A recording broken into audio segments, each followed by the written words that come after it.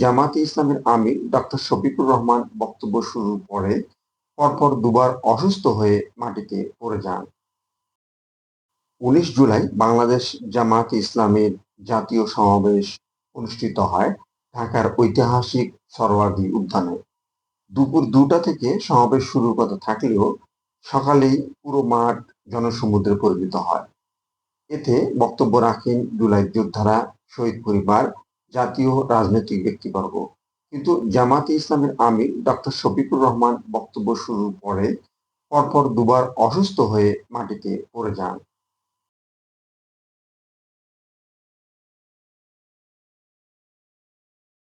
পরে মাটিতে বসেই তিনি সমাপনী বক্তব্য দিয়ে সমাবেশ শেষ করেন। বাংলাদেশ ১৮ কোটি মানুষের কাছে তারা তার প্রতিবেদন তুলে ধরতে বাধ্য হবে। সম্মানিত, চাঁদা আমরা নিতে দেব না, দুর্নীতি আমরা সহ্য করব না। এই বাংলাদেশটাই আমরা দেখতে চাই। যুবকদেরকে আমরা স্পষ্ট ভাষায় বলতে চাই, বন্ধুগণ, আমাদের সাথে আমরা আছি। আমি আজকে তোমাদের আমির হিসাবে এখানে কথা বলতে আসিনি। আমি এসেছি বাংলাদেশের 18 কোটি মানুষের একজন হয়ে কথা বলতে। আমি শিশুদের বন্ধু, আমি যুবকদের ভাই, আমি বয়স্কদের সহযোদ্ধা, আমার বোনদের আমি ভাই। সুতরাং তাদের মুক্তির জন্যই আমি দায়িত্ব নিয়ে আজকে এখানে দাঁড়িয়েছিলাম। আল্লাহর ইচ্ছা শরীর আমাকে সাময়িকভাবে সহযোগিতা করে নাই, এটাও আল্লাহর ইচ্ছা যে এখন আল্লাহ আমাকে কথা বলার সুযোগ দিচ্ছেন। আমি বলতে চাই, কোন শ্রেণীর মুক্তির জন্য আমাদের এই লড়াই নয়। রাস্তার একজন পরিচ্ছন্নতা কর্মী, চা বাগানের একজন শ্রমিক, রক্ত পানি করা ঘাম জড়ানো আমার একজন রিক্সা চালক ভাই মাঠে ময়দানে বাংলাদেশের মানুষের মুখে যারা এক মুঠো ভাত তুলে দিতে চায়, আমার সেই কৃষক বন্ধুটি, আমি তাদের হয়ে আজকে এখানে কথা বলতে এসেছি। আমি কোন অভিজাত শ্রেণীর হয়ে এখানে কথা বলতে আসিনি।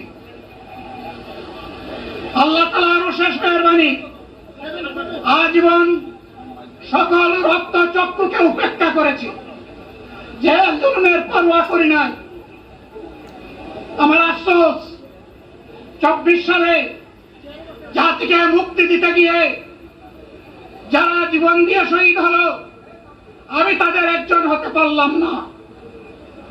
আপনাদের কাছে দোয়া চাই, ইনসাফের ভিত্তিতে একটি দেশ গড়ে তোলার জন্য আগামীতে যে লড়াই হবে, আমার আল্লাহ যেন সেই লড়াইয়ে আমাকে একজন শহীদ হিসাবে কবুল করে। আমাদের প্রিয় শহীদ নেতৃবৃন্দ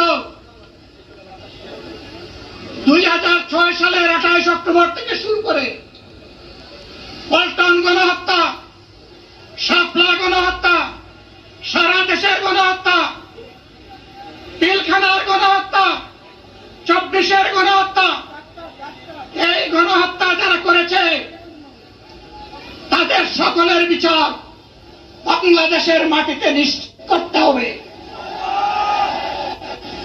এদের বিচারের দৃশ্যমান প্রক্রিয়া শুরু না করা পর্যন্ত পুরোনো ব্যবস্থাপত্রে বাংলাদেশ আর চলবে না। এতগুলো মানুষ এমনি জীবন নাই, জীবন দিয়েছে জাতির মুক্তির জন্য। যদি বস্তাপতা পুরানা সবকিছুই টিকে থাকবে, তাহলে কেন তারা জীবন দিয়েছিল? যারা ওই বস্তাপচা ব্যবস্থাপনায় বাংলাদেশকে আবার করতে চান, তাদেরকে আমরা বলি, জুলাই যুদ্ধ করে যারা জীবন দিয়েছে, আগে তাদের জীবনটা ফিরত এনে দেন। যদি শক্তি তাকে ফিরত এনে দেন, আপনারা পারবেন না। যেহেতু পারবেন না, কাজেই নতুন ব্যবস্থায় নতুন বাংলাদেশ গড়ে তোলা হবে ইনশাআল্লাহ।